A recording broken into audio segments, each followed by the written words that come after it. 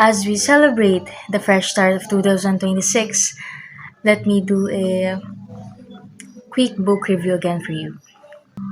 Ano ba yung unang pumapasok sa isip natin kapag sinasabi nating commitment?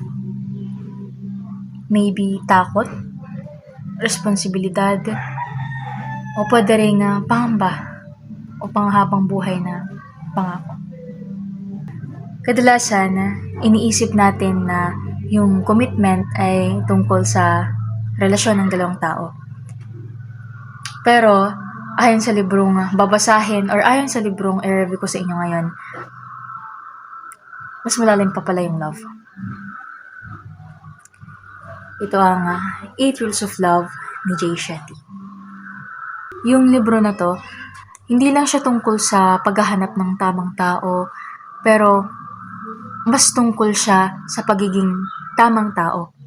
Right? Para sa sarili mo at para din sa iba. So, pinapaliwanag dito ni Jay Shetty na yung pagmamahal ay may process. No, it is progressive. Hindi siya minamadali at hindi rin basta-bastang sinusugal.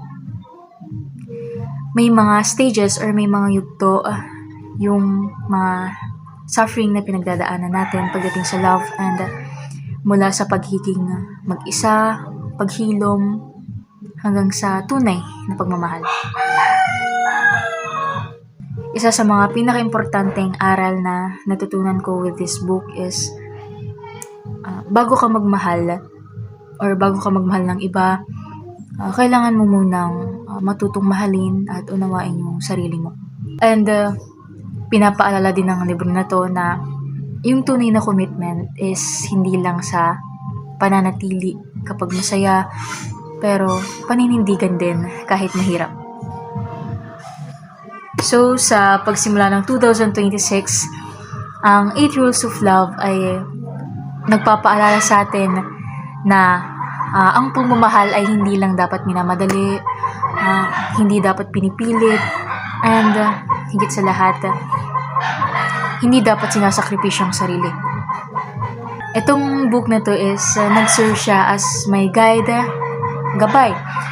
Hindi lang para sa love life natin or hindi lang para sa love life ko, pero para sa mas malalim na relasyon natin sa sarili natin and of course sa mundo din natin.